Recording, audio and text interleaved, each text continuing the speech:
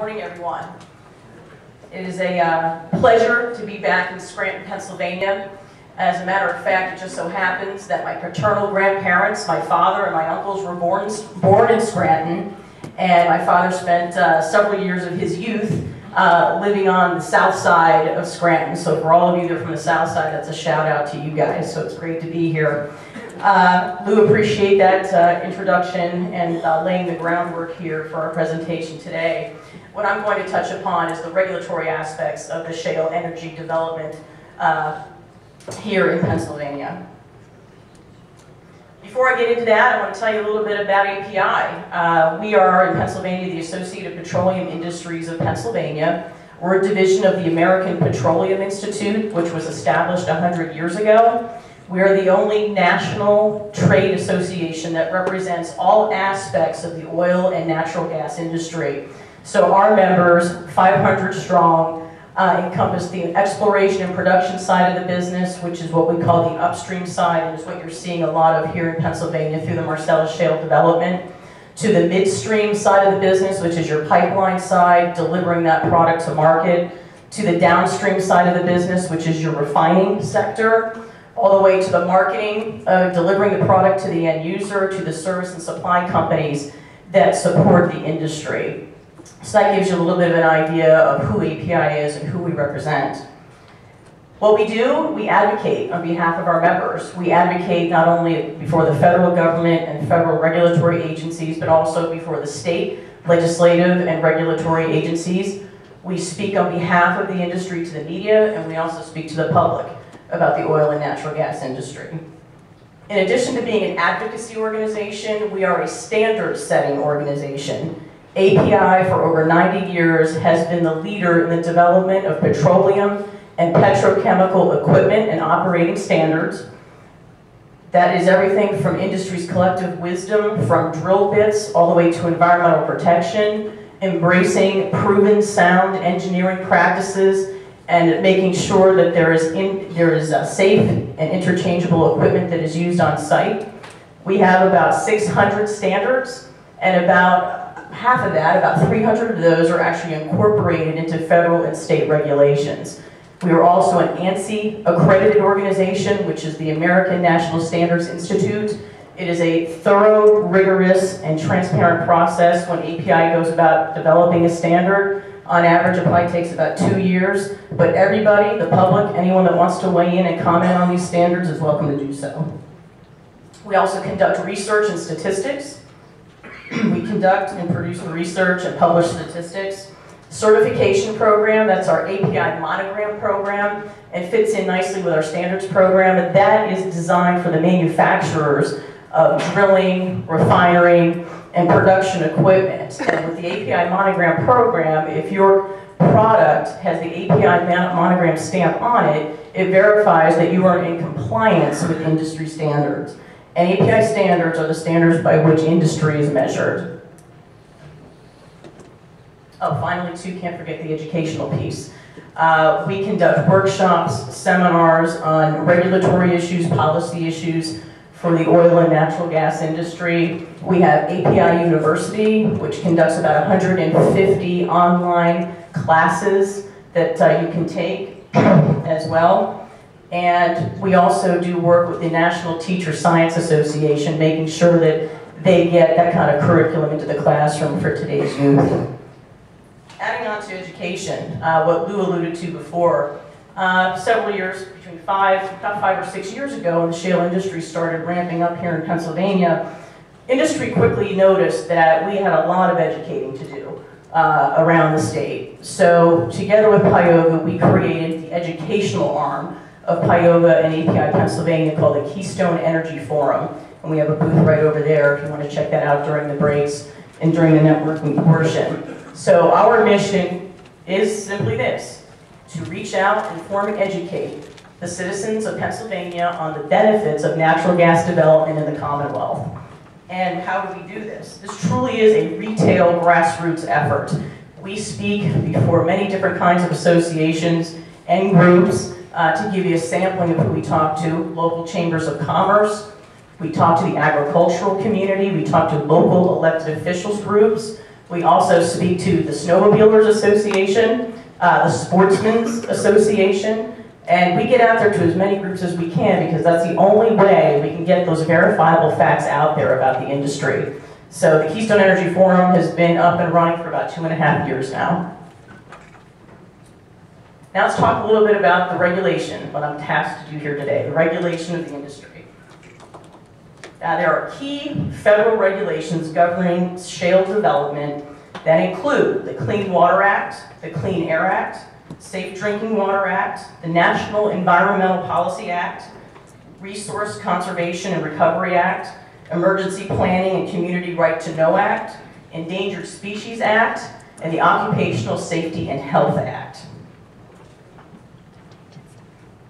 Federal regulations such as the Clean Water Act and Clean Air Act provide a broad foundation for the oversight of shale energy development. These regulations support safe and responsible development, and many of these federal regulations actually give the states the responsibility of applying the federal laws in ways that meet the specific needs of the state. In addition to federal laws, we have many state-specific laws that have oversight jurisdiction over the oil and natural gas industry in Pennsylvania. They include the review and approval of permits, the well design, location, and spacing, drilling operations, water management and disposal, air emissions, wildlife impacts, surface disturbance, worker health and safety, and inspection and enforcement of day-to-day oil and gas operations. So it's very important to note that we have a very rigorous, robust, and comprehensive regulatory scheme here in Pennsylvania, coupled with the federal guidelines that also come into play. And it's something I'd like to note too, and it's something that API advocates for, is that each state is definitely unique in its geology and hydrology as an example. And we advocate that the states are best equipped to regulate the specifics of the oil and natural gas industry. Flowback water management. Lou talked about in his presentation, of course, part of the drilling process and actually extracting that natural resource through the completion stage. So what happens during completion when the resource actually comes back up to the surface? With that is about 20 to 30% of flowback water, the wastewater. And a lot of people want to know, well, what do you guys do with that? You know, how are you managing your wastewater? Most drillers, first of all, this is very good news, have achieved about 90% recycling of that wastewater. 98% are now stored in tanks, this wastewater, versus no longer in open pits or impoundments. Open pits now are mostly fresh water on site. The final disposal of wastewater is only allowed in permitted facilities.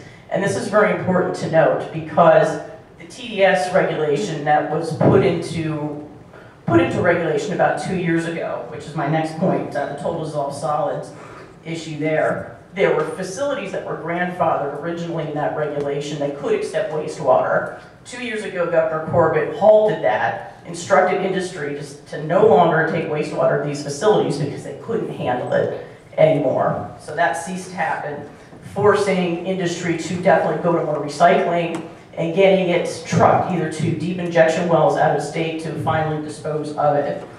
Regarding the total dissolved solids issue, that was a huge regulatory process that took place a couple years ago. And what that is, that's an end-of-pipe treatment standard for all total dissolved solids. So industry, the oil and natural gas industry, cannot discharge wastewater into Pennsylvania's waterways unless it meets the strict end-of-pipe treatment standard of 500 milligrams per liter. So what we're seeing is that's not really happening today because the treatment to get it to that level is extremely cost prohibitive. But as technologies come online, I think you'll see over the next year or two some facilities that will be permitted and will be allowed to take this to treat it to these levels and get it down there. It's just advancements of technology, and I think the cost will actually come down quite a bit. Specific permits, this is just a sampling here to give you an idea of how many permits are required to drill a well in Pennsylvania. There's 36 up here that are listed. There's a lot more than that, but you can see the areas that it encompasses, not only general permits that you're looking at, but discharge permits, erosion and sedimentation control, as an example. So quite the number of permits that are required. Protecting our shared values, and by using industry standards. I mentioned the API standards, and we have over 600 of those. It's very important. Companies, industry, government, and then the communities all have shared values, all have things that are important to us, including water quality and the availability of that resource, the management of chemicals, air quality and reduced emissions, and protecting our people, families, and communities. And how do we achieve that? API has over 65 standards that deal with hydraulic fracturing alone, with onshore oil and gas development. They address topics ranging from environmental protection through planning and design of wells to post-production reclamation. API is developing guidance actually right now for the effective community engagement and clear dialogue through the life of a well. And here's the sampling here of the API standards that address hydraulic fracturing, which, by the way, are available for free by downloading them off of our website.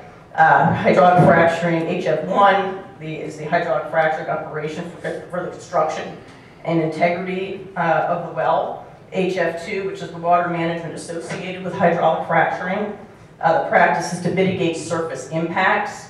And then we also have a couple of recommended practices, API 51R, which is the environmental protection for onshore oil and gas production operations and leases. And lastly, the 65.2, which is isolating potential flow zones during well construction.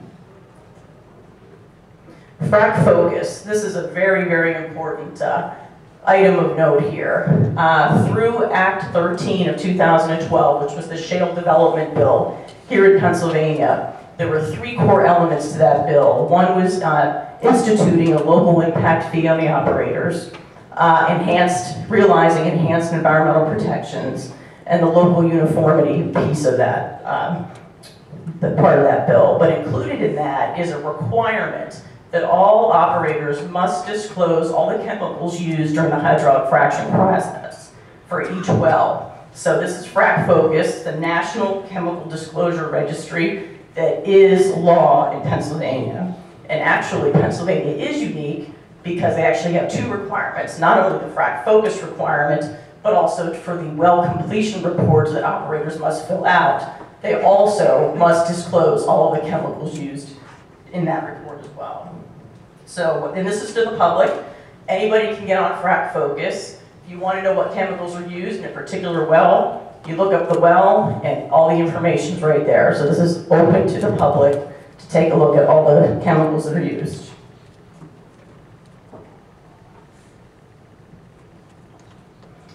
To reiterate, comprehensive and robust regulations already exist for nearly every aspect of the exploration and production, including hydraulic fracturing. Many other regulations address land use, safety, traffic, and other potential impacts of shale energy development. Air emissions, another key area of concern for the citizens of Pennsylvania. Air emissions from production activities are carefully monitored, managed, and reported. Emissions from natural gas and oil activity must remain within the prescribed limits outlined in the Clean Air Act or state regulatory programs to ensure the health and safety of local communities. Natural gas burns cleanly with comparatively lower emissions of carbon dioxide, sulfur oxides, and nitrogen oxides. How can you get involved to participate in our energy future? So what can we do? Learn, first of all, the facts and science of shale energy development. Obviously, the more educated and well-informed you are, the more successful you will be about talking about the real facts of this industry. Sharing the facts with others in your community by talking to your friends, your family, your neighbors about the benefits of natural gas development in Pennsylvania. Developing legislators and policymakers to policies that plan and plans that enable safe and responsible development of the resource. And finally, the shale energy development process to ensure America's security by investing in America and our energy future. Thank you so much. I appreciate your attention. There are a few websites here that are really good resources on our industry I would encourage you to take a look at, as well as a link to a drilling video and a link to a fracturing video. Thanks again, and I look forward to your questions.